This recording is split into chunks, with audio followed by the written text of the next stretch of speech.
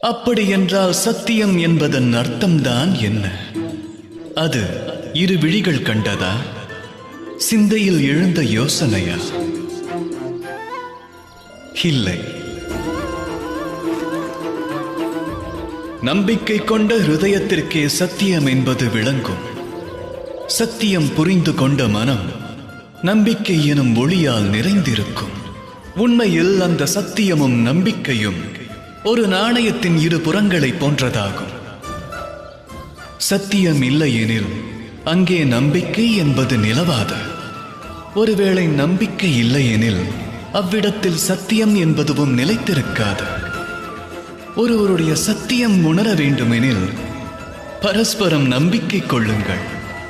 நம்பிக்கை கொண்டால் காதல் பிறக்கும்.